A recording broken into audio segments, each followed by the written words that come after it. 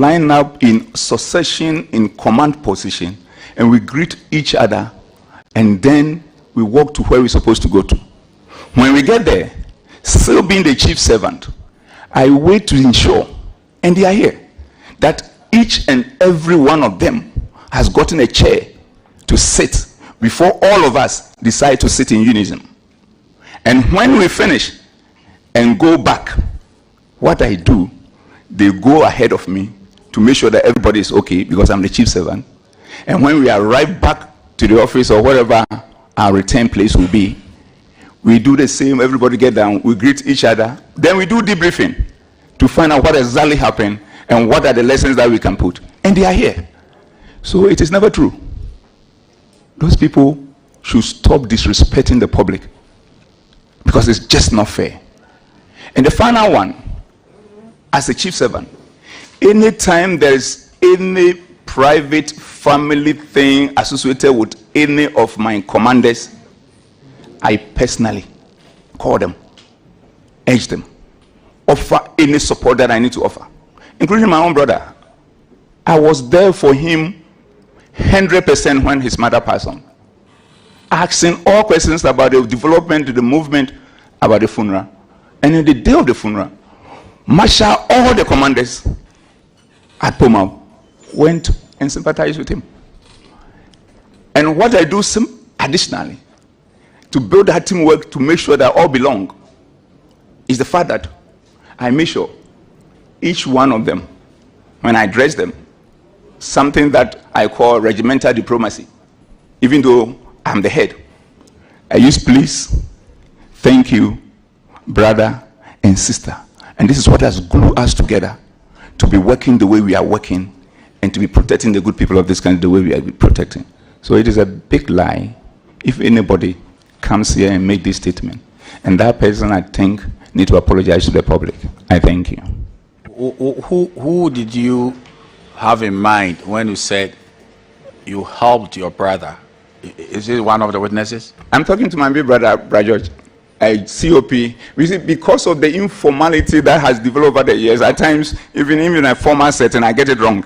So it's about my big brother, COP, Alex George Benson. Okay, so the records will capture that. Yeah, okay. Okay, so names like COP Yohunu, COP Winnie, etc., were mentioned.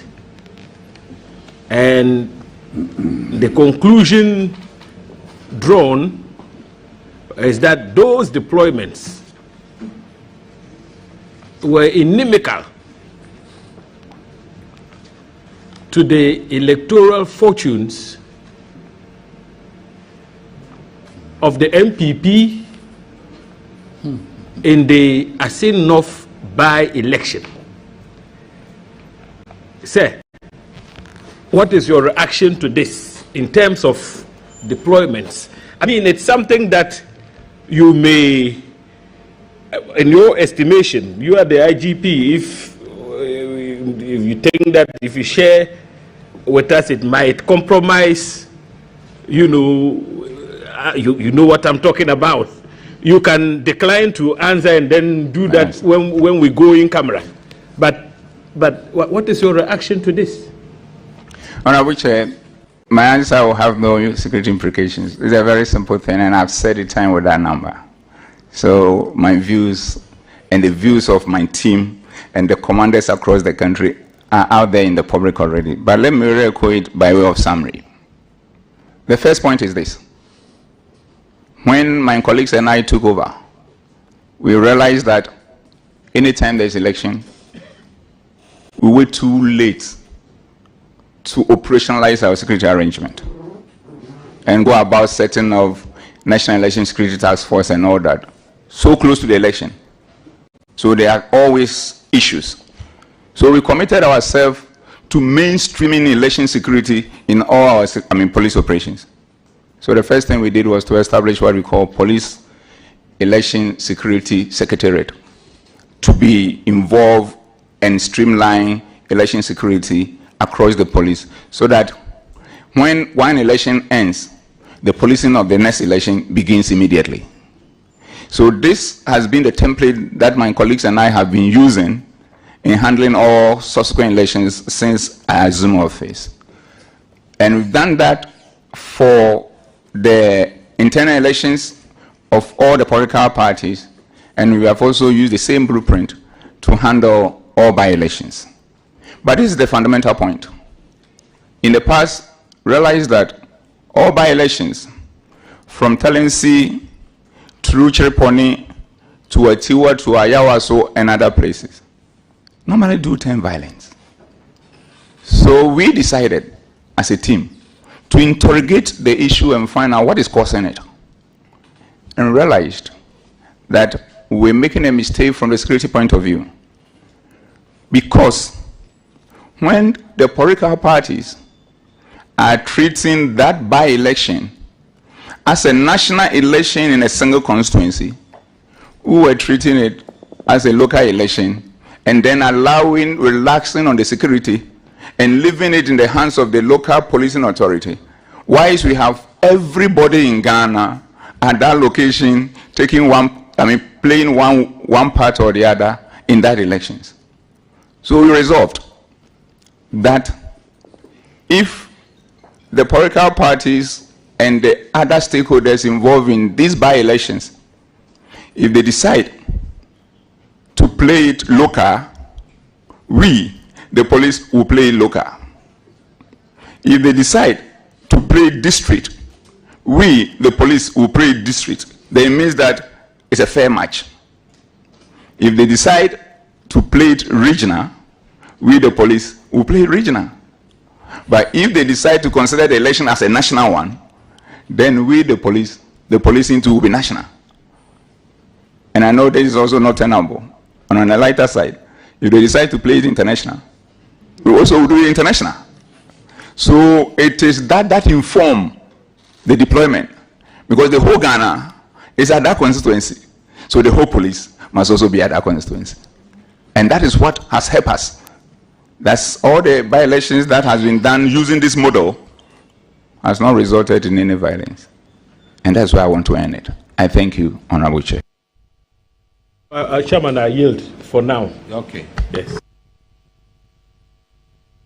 Honorable Yabuama, if you can commence your interrogations. Chairman, I believe these are preliminary matters. Yes. Not going into... No, not going into serious adduction of evidence here. Very well.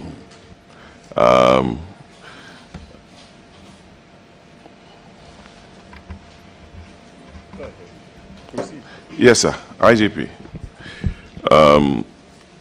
You know Chief Bugri Nabu personally?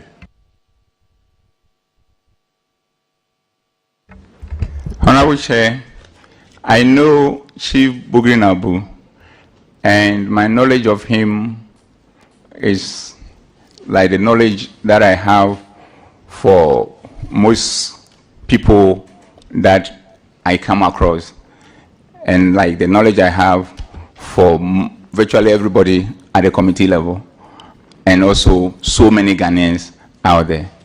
Thank you. Does he visit your office? Honorable Chair, it's not that I'm aware.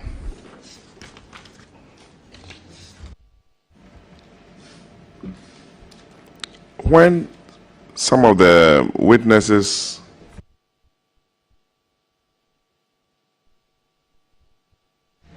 Inspector General of Police, when he asked you this question, that does he visit your office, you said not that you are aware of. Is there any recording that, for instance, Atachia came to the IGP's office, and even if when we are not there, somebody will tell you that in your absence, so and so came to your office? Honorable Chair, I have my ADC who let me know if anybody is in my office. But the aspect of recording and everything is done at the reception area. if somebody came to where you are as the IGP, you'll be informed that Atachian was here. Yes, Honorable Chair. So I think the question demanded a yes or no answer. But when you say not that you are aware of, then you leave the issue at large. Honorable Chair, if that is the understanding, then I'm sorry. Yes, I please. don't. The answer, not that I'm aware, simply means that he has not visited me. Yes, please. Thank you for the clarification here. Yeah, Chairman. So Chief Bugri Nabu does not have any commercial dealings with the police administration. That's it. That is correct. And for that, I want to respond to the fact that it's one of the falsehoods that have been put out in the public domain. He has no dealings, and I hear some contract, nothing. Thank you, Honorable Chair. Some of the allegations made to the committee was with regards to promotions. Chairman, I'm sure I'm permitted to be, and I'm within the confines of, I don't want to exceed, that some officers are due promotions, especially those at your level. I know some have to go to the police council for recommendations and approval. What is the situation with regards to promotions? Are there any hold-ups with regards to promotion of certain junior officers within the service? Honorable Chair, there is no hold-up of promotion of any junior officer in the whole police service. Even as we speak, the structure has been that any junior officer who is 4 years are sent to training and they are promoted. And we are waiting to have all of them promoted. Those who are due, the next set of junior officers who are due for promotion, who are now, we have worked on in trying to rebuild their capacity, send them to Achremartin in the eastern region to reshape and recalibrate them, are currently there, and we are rolling out these and making sure that they are promoted in December. And we've arranged it in such a way that it becomes like something like a Christmas stuff. So nobody in the service, nobody in the service, and the junior rank that you are saying, whose promotion is being heard. So that is another set of concocted story that is being put out there for mischievous reasons. What about those senior officers whose promotions have to be sent from management to council?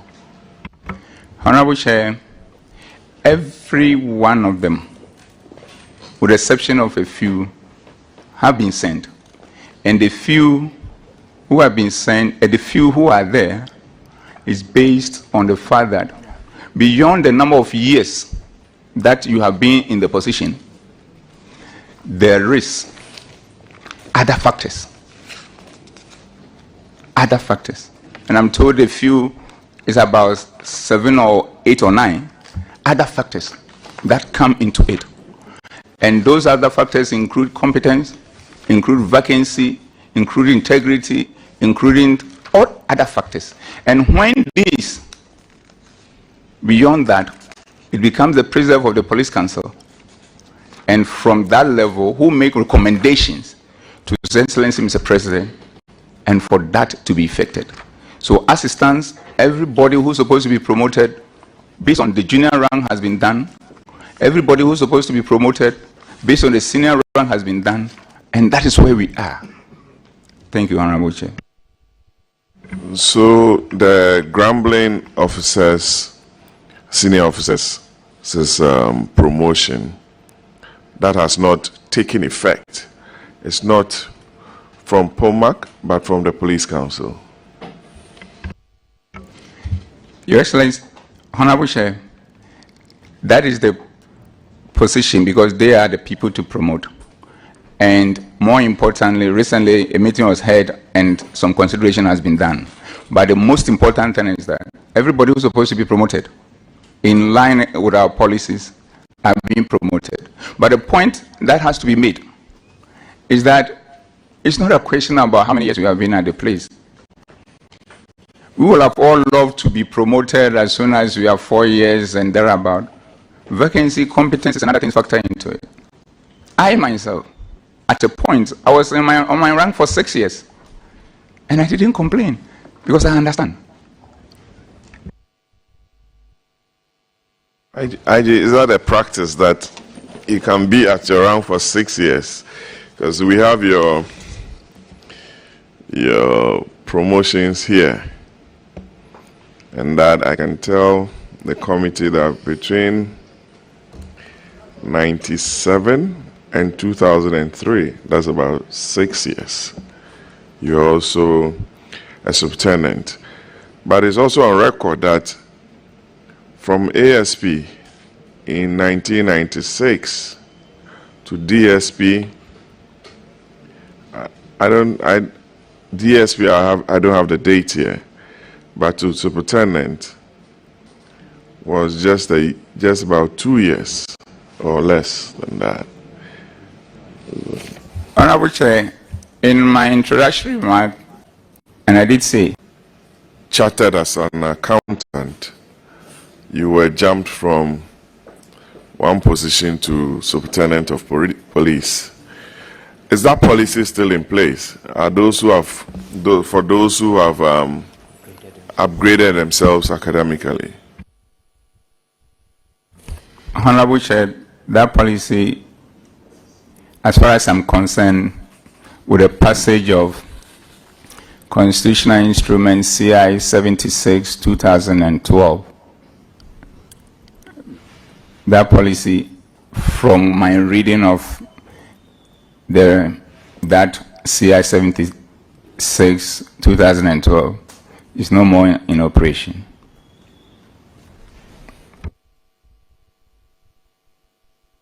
Will determine the seriousness of that, Mr. Anand. We were also told that some junior officers have been jumped or triple jumped by your good self without having gone through the merits, and it became an issue for us to interrogate. Can you speak to that, please? Honorable Chair, the important thing is that these promotions, which is in line with our regulations in terms of special recommendation, nobody has been jumped 3 times. But the most important thing is this: